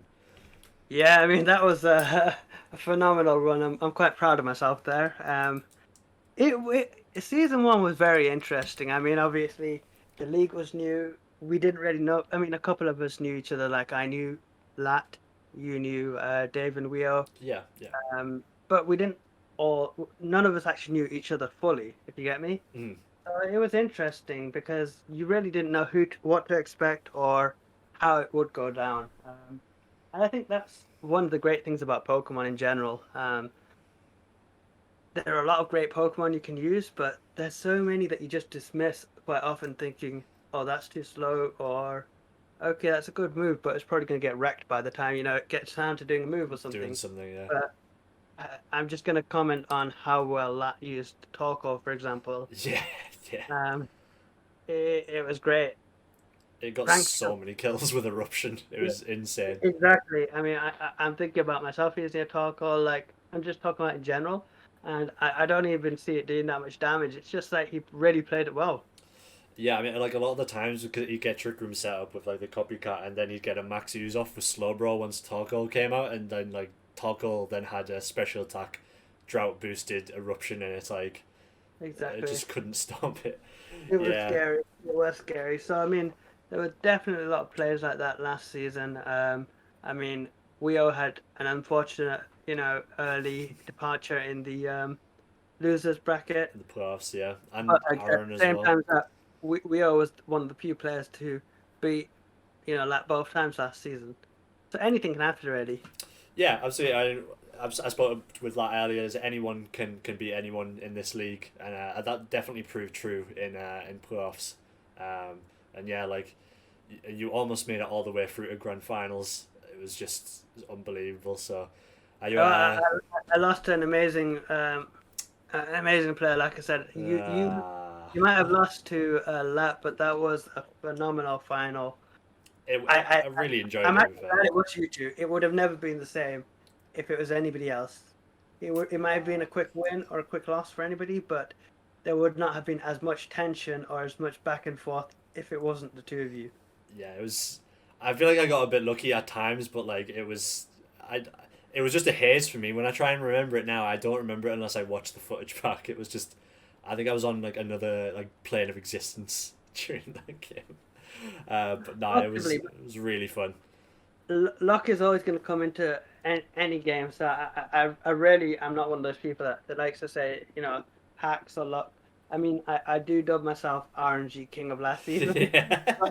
but I do feel like, given that these are moves that will come out in general, there's always going to be a case of luck. You know what Exactly. I mean? So Yeah, it's. luck should never factor in. You played really well. I appreciate that. Luck played really well. I mean, he did. He won, but I'm not necessarily saying he played better. It was an amazing game regardless. Yeah, it was really fun. I'm sure we're gonna have some great battles again this season, and Yeah, I'm sure definitely. you're gonna go far this season as well. So obviously we did our draft on Saturday. Did you feel you got all the picks you wanted, the team you wanted, or did you not really go into it with a solid plan? What were your feelings about the team you've picked? To be honest, I'm happy with my team. It's not something which I didn't really go with all the Pokemon I wanted, Right. but I didn't really lose out either because it's difficult. I learned it from last season. Last season, I had early regrets thinking, "Oh, I wanted this, it was picked. I wanted that, it was picked." Do you know what I mean? But Yeah, I know what you mean. I had a lot more appreciation because I'm not new to Pokemon. Obviously, No. I wasn't last season either. But playing in a draft gave me a different dynamic. Rather than me, preparing a team beforehand, it was literally a bargaining, trying to get a team, from pick and choose. Absolutely, yeah. It's So it's what you make of a team, and I'm very happy with my team. There are Pokemon who I would have loved to have gotten my hands on. I mean, I think Togekiss is a great option. right, It absolutely. wasn't so much Togekiss. I'm trying to think who was it I really wanted. Clearly, it mattered so much to me that I've forgotten. Yeah. But I know there was a couple that I was looking at. Oh, Incineroar, for example. Insane. Wasn't Excadrill you were looking at getting again as well? Excadrill was an MVP for me, but it wasn't at the top of my list because I wanted to try and play a bit differently this year. But Right. Incineroar was definitely one where I was thinking that could be very useful, with the Intimidate, Fake Out, Parting Shot. And lo and behold, my very first opponent next week has it. Yeah. The Intimidate from Newcastle Thunderers. Yeah, absolutely. Another thing which I've noticed this time, I've got other movesets which I can play with, but I've noticed how heavily invested I am just by pure chance in physical team. Yeah. I never really heavily invest in a physical team, you see. I usually either like to have a balance, but my preference is for special attackers. Okay, yeah. Mostly because they're not affected by, things like burn, intimidate. Yeah, absolutely. So it is kind of a bit of a wound to see what I've done there, but I have no regrets with my team, and I'm quite excited for the battles ahead. Yeah, you've got a good team to put together there, and obviously you're well versed in using Ditto, so I fully expect to see some classic Dogsy Ditto usage. Oh yeah, let's hope so. I'll be honest, the Salamence is a surprise for me. Obviously, Katana and Grimmsnarr in there, they're both phenomenal Pokemon, but Salamence is not something you really sort of see at all, like in VGC, like Series 7, Series 9. What was sort of the... What was the sort of... Oh, sorry, go on. Sorry, I'm sorry, I cut you off there. I'll let you finish off. I was just going to say, what was the sort of idea about bringing that into the team? Salamence is actually one of my favourite Pokemon. Right, okay, nice. It's got a quite diverse full set of moves as well, which people don't understand or notice. Okay. It's got a couple of good abilities like Moxie and Intimidate, so you've got two things to play around with there. Obviously, Katana has a Beast Boost. It has a different set of options. I felt like picking something there, from the Ultra Beast sort of options would be my loss. Right. Because, for example, you could take someone out with Max Steel Spike, for example, with Kartana, or even Salamence. It would buff their defense. If it's got a Moxie or a Beast Boost, then you also get the attack buff from there. Right, exactly, yeah. And you can just stack the stats like that. Exactly. Ideally, obviously, it's better if my opponents have it because my love for Ditto would come out there and I could get that boost if I wanted to. But I felt like I really had to have something like that on my team. Awesome. I feel like I was slightly like Metagross. Sorry, that's who I was thinking of. Metagross, that was it. I thought I picked Metagross. So that is one of the few which I regret missing out on. Right. But that was just an oversight on my side. Yeah, it's a strong Pokemon. Obviously, you could proc a weakness policy on Metagross. It's nightmare fuel. Clear body. There's so many options as well, like you said. Absolutely. So, yeah, it's definitely one of those Pokemon which would have been great to have. But like I said, in terms of your question there, I think I've got quite a diverse set of teams. Oh, definitely. Maybe missing a strong water counter. So I know Dave's got Incineroar, for example. Some good water players might have been good. But I'm happy in general, and I'm excited to see what the season brings. Oh, definitely. I mean, speaking about Dave, obviously he's your week 1 opponent. It's almost deja vu to week 1 of season 1. What you spoke a little bit about his team there. What are your thoughts going in that game? Have you got sort of, without giving away too much, have you got a game plan going into it? Like, how do you feel about it? So I'm actually it's a difficult one because it's game 1. Beginning of the season, you don't know who's going to bring what. Exactly. Or how they're going to play it. I have got a couple of ideas there, so I've been looking at ways of countering the Gmax Venusaur. Insane. I'm a bit concerned maybe if he brings out like it would be a bit of a bold and risky move on his choice too, but like a double Intimidate. Yeah, you've got that potential for pivot parting shot on Insane U-turn on Lando T. Yeah, so it's quite difficult with all the stats drops on his team there. But I do feel like I've got some ideas there. I mean, I've been actually working out a game plan, I'm not going to lie. Nice. So I really hope it works. Yeah, definitely, man. Probably. 7 of his potential Pokemon if they're starters already. But obviously he might play it a completely different way to what I've got in mind. Yeah, this is the thing with week 1. It's really hard to predict what's going to happen. Yeah. So. And when he's got Pokemon, like Lantern, does it have Volt Absorb? Does it have Water Water Absorb? Yeah. So it's just, what are you going to do there? It's a sleeper pick for him, and when he brought it in the second half of season 1, I don't think anyone expected it to do any work, and it ended up being a sort of a mascot for his team. It did so well, so he's exactly. I mean, I personally always see people using Stockpile, and I feel like it's quite a bold move. I'm quite scared to waste turns. I mean, I use the term waste, but it wasn't wasted. I always feel like it's quite a bold move to use, things like Stockpile and stuff like that, Spit Up, but he really made it work. Yeah, he did. And then I said you've got like dealer's choice of, is it Water Absorb, is it Volt Abs? You've either got to try and work it out or try and proc it and see which one it is, and then you've lost out a 10 procking it. So it's exactly. It's... I mean, I've got a quicker team than Dave in general, so I'm also worried about the potential, either a tailwind from him with the Talonflame, through priority, or if not, Trick Room. If he goes with the Trick Room, then I'm possibly in trouble, because it's just very difficult to see how he's going to play it. Yeah, exactly. And he'll have something set up for that, I would imagine, for his team. And Hatterene, even though it's not the Gmax one, it's still very strong in the Trick Room. Exactly. Yeah. So obviously, this season, British Pokemon League split into the East and West Division. You have been placed in the East Division. What are sort of your early predictions for that division? Do you think there's going to be any dark horse in there that sort of you wouldn't know what to expect? Obviously, you've got two of the new guys in there as well, in Draco, Celtic Celebes, and Crizzle. So what are your thoughts?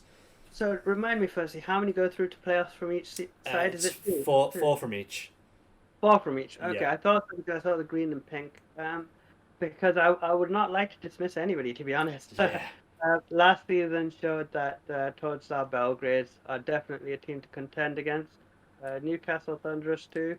Yeah. Aaron, amazing one with Inglorious Surfers. Obviously, we've got Celtic Celebes and South Croydon Saws who are new to the league. I've heard the praises for the two of them. Yeah. Yeah. So, whilst I don't know them, they're unknown entities. Unknown entities, so I can't dismiss them. Even if I look at their team, it's a hard one because I've heard that both players are very, very good. Right. Yeah. I mean, Aaron's talked up Crizzle quite highly.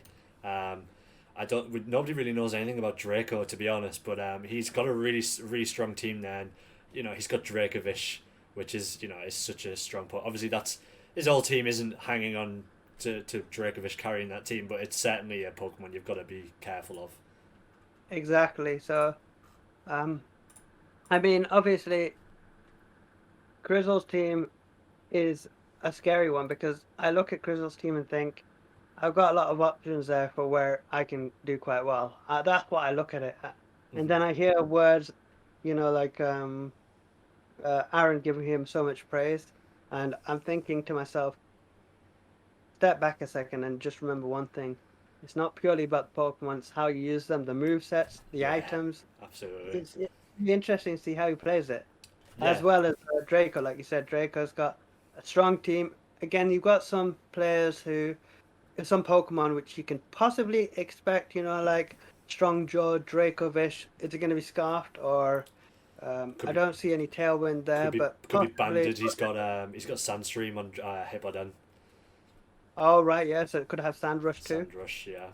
Yeah, so it's an interesting one. We're gonna have to see how it all plays out and how people bring them. Absolutely, I think both divisions are just like super competitive. I mean, not that the league wasn't already competitive, but like it's very, very tough to call who's gonna finish where. To be honest, I think it's gonna be really, really close.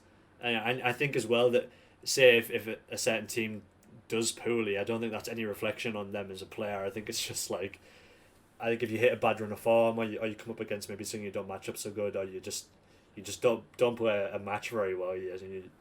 We're playing less games this season technically, and it could fall apart quite quickly. So I don't think it's any reflection on ability. It's the league is just that close to call. I'll say one thing to anybody who's listening to this later on, that we play each other twice. It's something which you mentioned last season, but obviously it was a lot of information to take in, so it was dismissed on my part. So now that I've remembered it, just because you lose once or win once, you can't get complacent there. No, You got to keep going, have fun. Let's just enjoy this. Let's just enjoy the league. Yeah, absolutely. I In mean, terms of predictions that you asked me, I do see myself going forward. I'm pretty confident. good. Good. Confidence is key. I'm obviously not going to come shattering down, but I'm confident. Either way, I'm going to give it my all. I wouldn't expect nothing less. So I said you did very well last season, for the most part, and then playoffs you really brought it. So I'm expecting big things as always, and yeah, it's going to be just really exciting to see how things unfold on the show on Sunday. So yeah, I'm ready. I'm ready to go. So that is going to do it. I'm all out of time. I really appreciate your time tonight, Dogsy, and all the luck.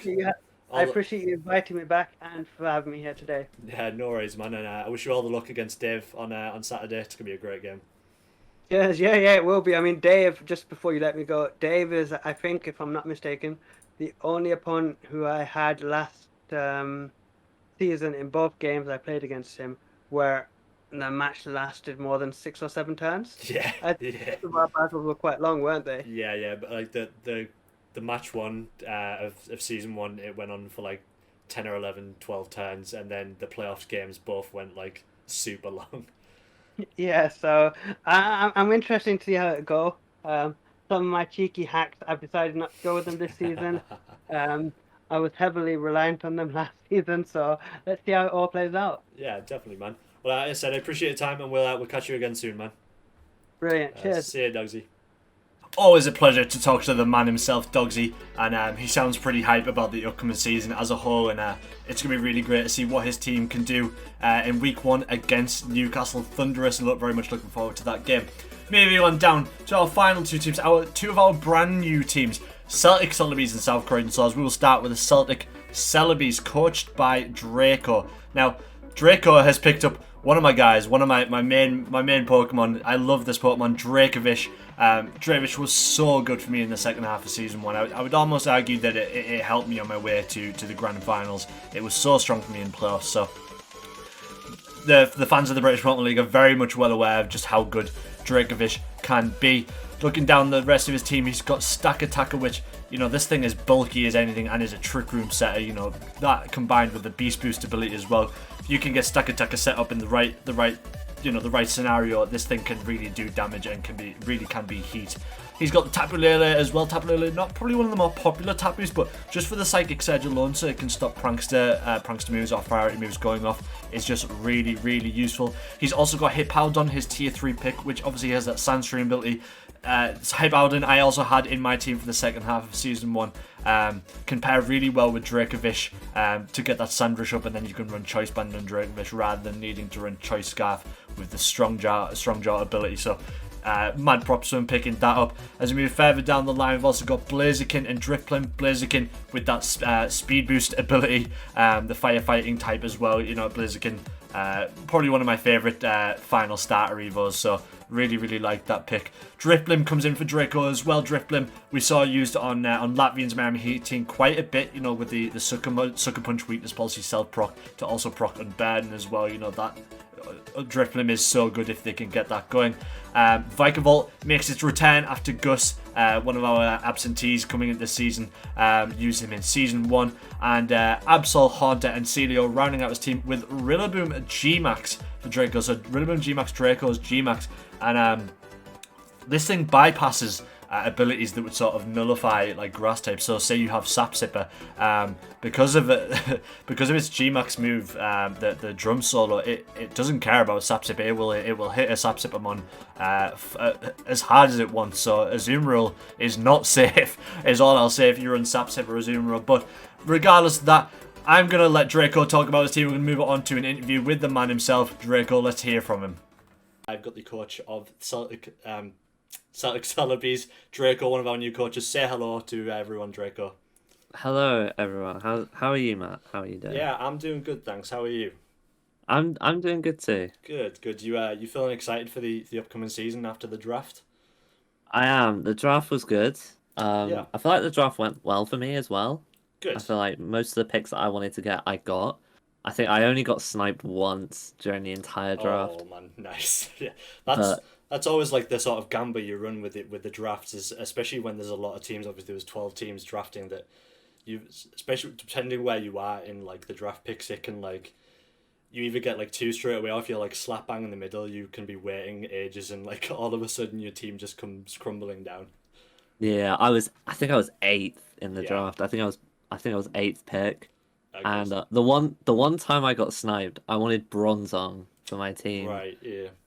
and Jabba, who was the pick before me, took Bronzong. Grabbed it, So yeah. I was like, oh no, what do I pick here? But I'm feeling confident. I feel like I upgraded Bronzong in a way Yeah, I was with gonna Stack say you Attacker. got Stag Attacker, and you also got Dracovish, which is a mon I'm pretty familiar with. I used it at the second half of season one. So is Dracovish a mon you feel like you're gonna build around quite a bit? Obviously, you've got a Sandstream user as well in Hippowdon. So is that something you're gonna build around as sort of the base of your team, or do you think there's a few different options you could explore?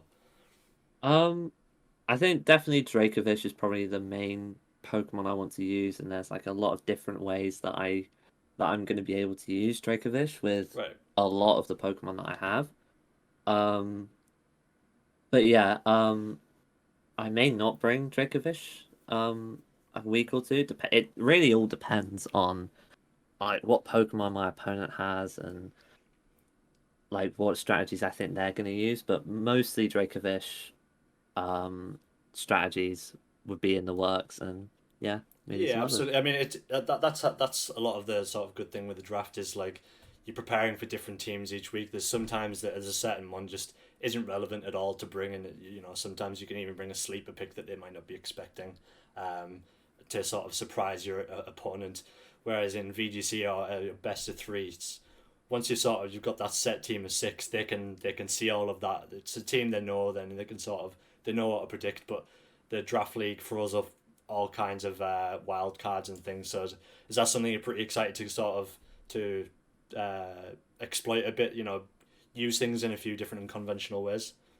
Yeah, definitely. Like this is my first draft Yeah, I was just about ever. to say, Like I yeah. haven't I haven't experienced like the draft format before. I've spectated a few, but I've Mhm. never actually competed in one. So it's very exciting. I'm really looking forward to it, and yeah, I'm quietly confident that I could do well this season. Good, it's good. Well, confidence is key, definitely for It sure. is. See, week one, you have got the coach of Inglorious Surfers. You've got Aaron. Um, Mhm. looking at his team last season, it was very much about setting up Trick Room and then sort of sweeping with Hatterene, or Scrafty, Gigalith. He's went with something completely different this season. It's, as we spoke about before, the interview is went very, very, very hyper offense. Um, have you Yeah. got anything sort of any plans in mind for like how you might sort of oppose that or like, do something about it? Have you got any early sort of strats, or do you not want to give too much away before the game? Um, I don't want to give too much away because I know Aaron will probably watch Oh, he'll be this. he'll be listening. He'll be trying to get some He'll be keys. listening in.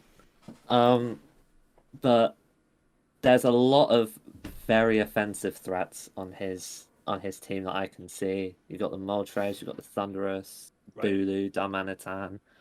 There's a lot there, but looking at his team, I've been preparing for it. I'm trying to figure out a way around it, and I think I've got a strategy in mind that could definitely take me to a win here. Good, good. So another thing we spoke about before the interview as well is how like week one of the league is always like the most difficult to prep for because unless it's like unless it's a coach you're familiar with or they've maybe got a team that's sort of regularly used in VGC, it's really hard to predict what someone might do until you've got that point of reference from like, oh, I can watch last week's show or something. It makes it all that more challenging, right?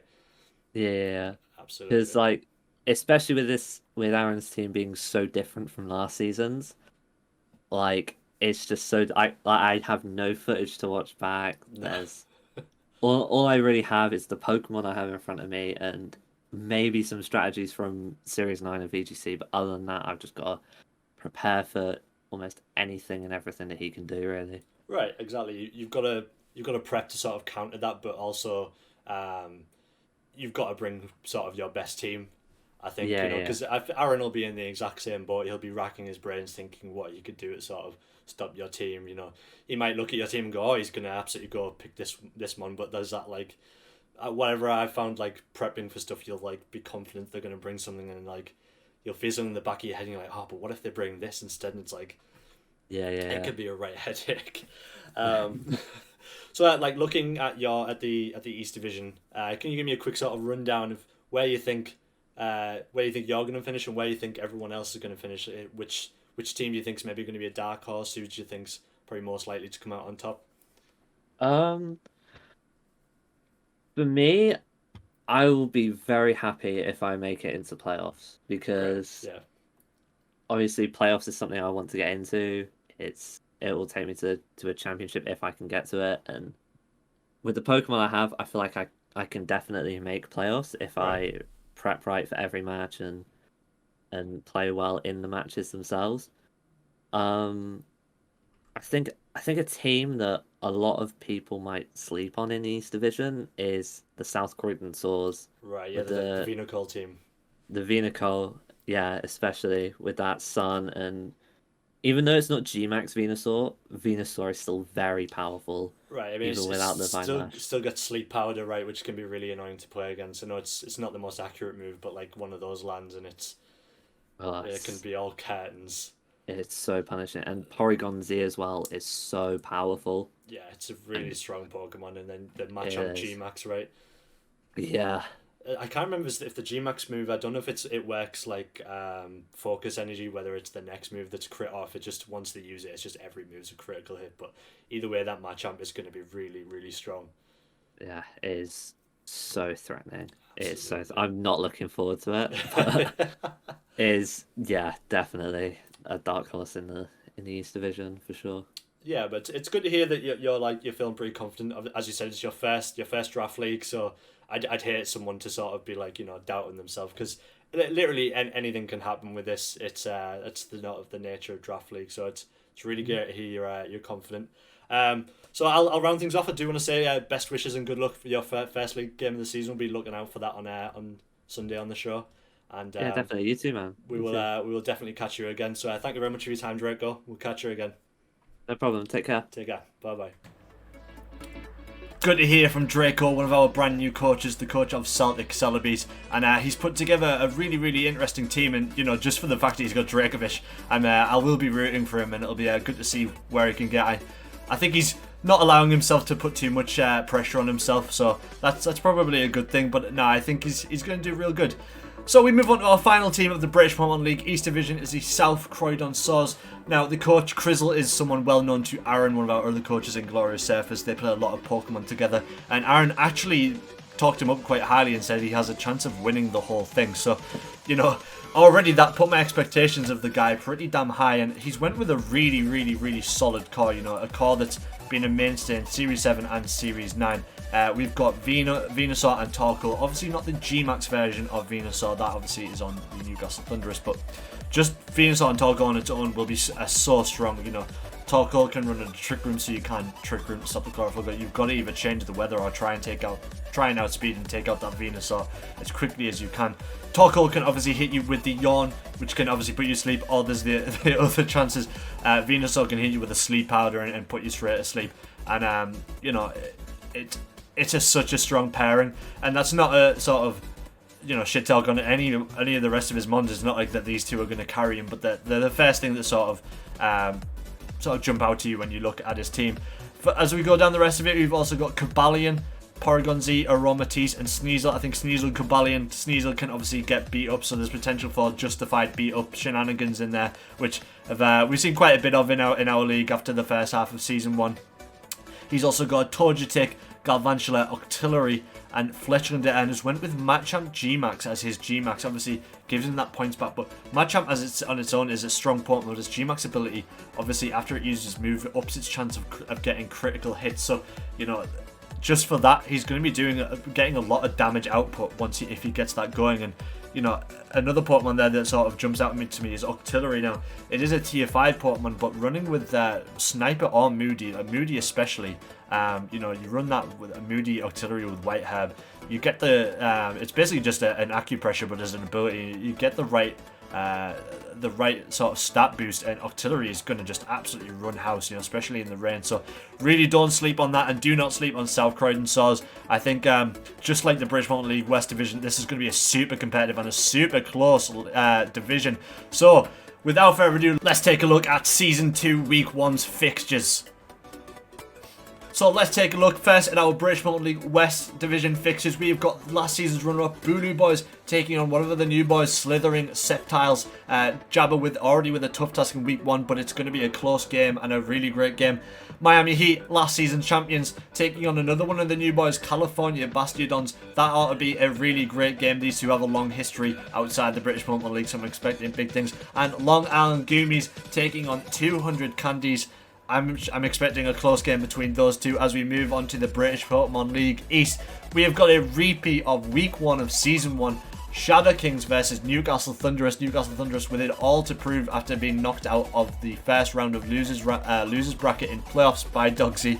Celtic Celebies, one of the new boys, against Inglorious Surfers. Aaron obviously wanted to come out swinging. He's got a lot to prove after getting knocked out in losers bracket in Season 1, and Draco, I'm sure, won't give him an easy task. And finally, our final game of Week 1, we have got Toadstool Belgrade versus South Croydon Saws. South Croydon Saws has been talked up pretty big by Aaron, so I think we're all expecting a really, really close game between them two. And, Wio's obviously put together a really solid team that he's very used to, so exciting times as we move on into season number 2. That is going to do it for me today, though. Thank you all very, very much for watching and taking in this pre-season show. I hope you're all as excited as we are for season 2. We will see you all on Sunday at the later time of 3 o'clock for our season 2 week 1 British Pokemon League show live on twitch.tv/British Pokemon League. Hope you all have a great week, and we will see you then. I have been your host, Matt Starr. Catch you later. Mwah.